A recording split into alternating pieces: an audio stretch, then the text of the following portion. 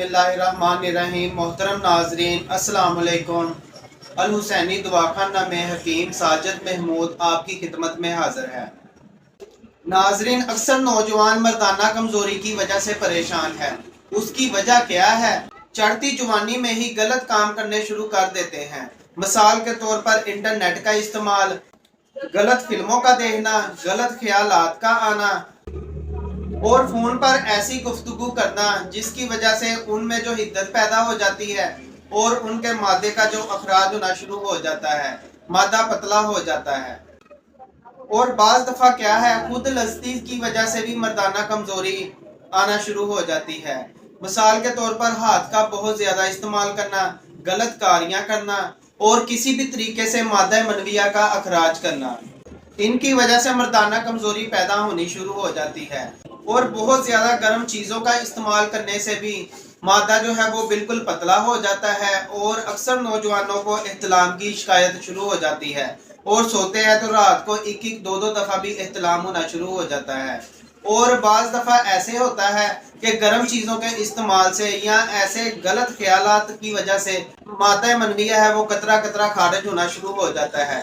जैसे पेशाब करने जाते हैं या तो पेशाब से पहले कतरे आना शुरू हो जाते हैं और या बाद में कतरे खारिज होना शुरू हो जाते हैं। और उससे क्या होता है कि मर्दाना कमजोरी पैदा होनी शुरू हो जाती है। और जब मादा पतला हो तो टाइमिंग तो बिल्कुल जीरो हो जाती है, उनको सुरते अंजाल का मसला बन जाता है। और जब पहली बात तो वो शादी से बहुत ज्यादा घबराते हैं। अगर वो बर वक्त अपना इलाज ना करवाएं और शादी हो जाए तो बाद में उनको पछताना पड़ता है। और क्या होता है कि वो बीवी के पास जाते हैं और बीवी के हकूक भी सही तरह अदा नहीं कर सकते। और जब भी वो पास जाते हैं साथ लगते ही और उनका मादा खारिज हो जाता है। पहली बात तो कमजोरी की वजह से उनको शहवत ही नहीं आती। अगर शहवत आ भी जाए तो फौरी खत्म हो जाती है या फिर साथ लगते ही मादा खारिज होना शुरू हो जाता है। इसको सुरते अंजाल बोलते हैं।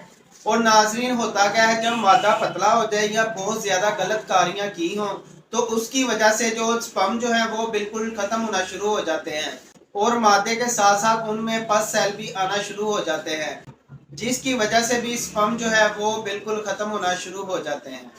अक्सर नौजवान आकर बताते हैं कि हकीम साहब हम फोन पर बात करते हैं तो हमारा जो है वो मादा खतरा खतरा खारिज होना शुरू हो जाता है। हम इसकी वजह से बहुत परेशान हैं। नाजरीन, जब मादे का अखराज होता है जिस्म में कमजोरी पैदा हो जाती है, खा वो किसी भी तरीके से हो, बेशक वो एहतलाम की शक्ल से खारिज हो या वो जरियान हो या हाथ का बहुत ज्यादा इस्तेमाल किया हो, यानी कि हाथ के जरिए मादे का अखराज किया हो, उसकी वजह से क्या होता है, चेहरे पर छाइयां पड़नी शुरू हो जाती हैं, आंखें जो है वो अंदर को धंस जाती हैं, असाब कमजोर होना शुरू हो जाते हैं और चलते फिरते सांस फूलना शुरू हो जाती हैं। और जिन लोगों को ये मसला है वो महफिल में बैठने से भी घबराते हैं, वो महफिल में बैठ के गुफ्तगू नहीं कर सकते, कामकाज करने को बिल्कुल भी दिल नहीं करता और शादी के नाम से घबराते हैं।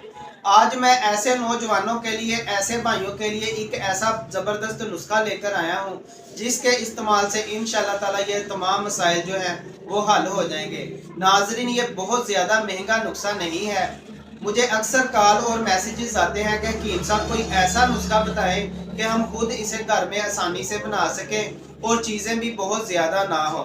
नाजरीन, आज सिर्फ चंद अज्जा हैं, 3 चीजें हैं। आपने ये 3 चीजें क्या करना है, मैं आपको तरीकाकार अभी बता देता हूँ। देखने में तो ये बहुत ही मामूली चीजें हैं लेकिन इसके फायदे इतने ज्यादा है कि आप हैरान रह जाएंगे। सालों से पुरानी जो कमजोरी है वो भी इंशाल्लाह ताला इससे खत्म हो जाएगी। बेशक एहतलाम का मसला हो, जरियान हो या हाथ का बहुत ज्यादा इस्तेमाल किया हो, मादा ना बनता हो, मादे की कमी हो और मादे में जरासीम की कमी हो।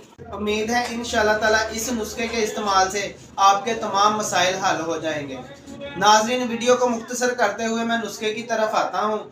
आपने क्या करना है, सालम मिश्री लेनी है 50 ग्राम, जंगली इमली लेनी है 100 ग्राम।